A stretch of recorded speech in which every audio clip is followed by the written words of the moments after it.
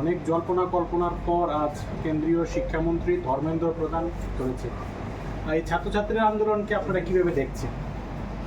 এটা যদিও এই আন্দোলনের পেছনে সিজেপি নামে একটা দল বা একটা প্ল্যাটফর্ম এটা সামনে আসছে, কিন্তু এটা তো আমরা সবাই জানি এটা সেরকম কোনো দল নয়,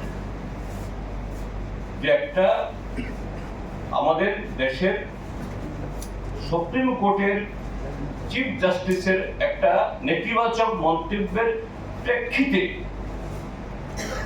একজন যুবক ব্যঙ্গাত্মকভাবে মানে ইয়েতে এই সিজেপি অর্থাৎ আরশোলা বরগাছা এইভাবে যখন দেশের যুব সমাজকে কটাক্ষ করা হলো, এটা এসছে এবং এটা দেশের প্রায়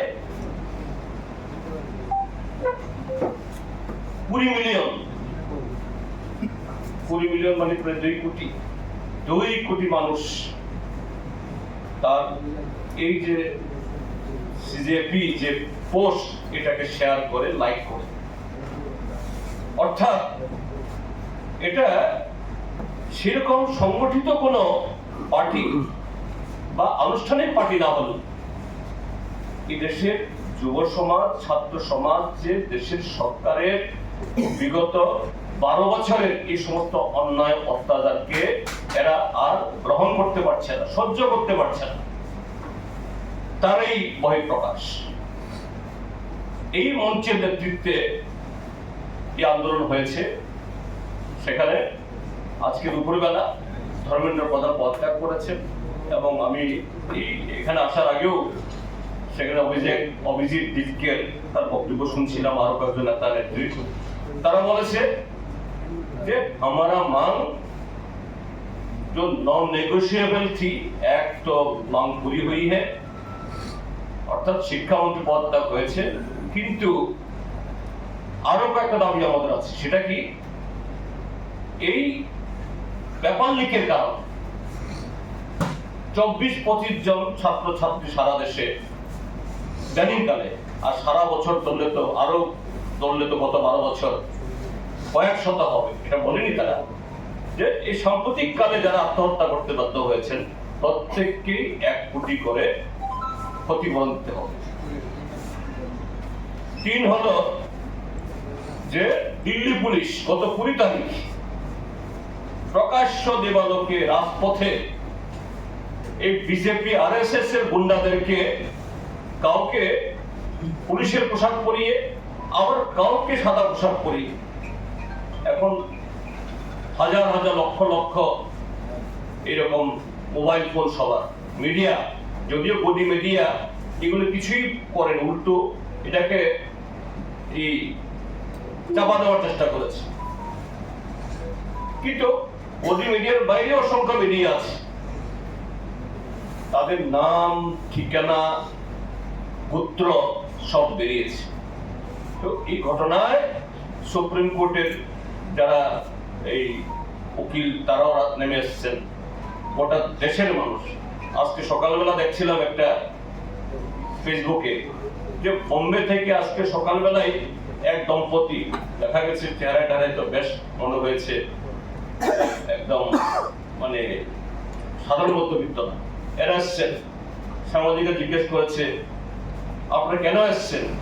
বলছে আমার ছেলে থাকে লন্ডনে,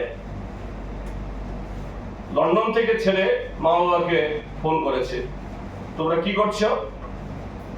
আমরা আছি বাড়িতে। বলছে তোমরা বাড়িতে বসে আছো, তোমরা দিল্লিতে কি হচ্ছে দেখছো না? যাও যন্তর মন্তরে, অথবা আমি কিন্তু চলে আসবো লন্ডন থেকে। মা বাবা এসছেন এবং মা বাবাকে বলেছে যে দুজন গিয়ে পুলিশের 2টা লাঠি বাড়ি খেয়ে আসো। অর্থাৎ কি ধরনের এক্সপ্রেশন! তো সেই জায়গায় এই দিল্লি পুলিশ যারা শান্তিপূর্ণভাবে একটা গুরুত্বপূর্ণ দাবি নিয়ে রাস্তায় নেমেছে, এদেরকে যেভাবে পিটিয়েছে এই অমিত শাহ এবং মোদীর নির্দেশে, এদের বিরুদ্ধে শাস্তি না হওয়া অব্দি আন্দোলন থামবে না। তার সাথে হলো এদের বিরুদ্ধে মোদী সরকার আমরা দেখেছি এরকম যে কোনো গণতান্ত্রিক আন্দোলনের বিরুদ্ধে ইউএপিএ আইন, দেশান্তরী আইন লাগিয়ে তাদেরকে মাসের পর মাস বছরের পর বছর জেলে ঢুকিয়ে দেয়। এরকম এখনো 5 জন ছেলে মেয়ে সিসিএ আন্দোলনে 5 বছর চলে গেলেও জামিন পায়। এটাও যাতে মোদী সরকার এই পদক্ষেপ না নেন, এই দাবিগুলো তাদের আছে। তা আমরা আমাদের ছাত্র যুবকদেরই দাবি, এই আন্দোলন তো কোনো পতাকা নিয়ে হয়নি। এই আন্দোলনের পক্ষে বা সেখানে যারা গেছেন এরা শুধু বামপন্থী না। আমি তো সেখানে গেছি 2 বার, যন্ত্র মন্ত্রে দেখেছি এবং কথাও হয়েছে অনেক ছাত্রছাত্রীর সাথে। বিজেপি পরিবারেরও বহু ছেলে মেয়ে সেখানে আছে। তো দল হিসাবে আজকে তো এখানে বসছে, আমরা দল হিসাবে দেশের এই ছাত্র যুবদের এই ন্যায্য আন্দোলনের পক্ষে আমরা আছি। বাকি যে দাবিগুলো তারা করছেন এটাও যাতে আমাদের দেশের এই জনবিরোধী সরকার মানতে বাধ্য হন, আমরা তাদের সাথে সুর মিলিয়ে আমরাও এই কথাগুলি বলছি এবং বলব। আচ্ছা, পুলিশ মহা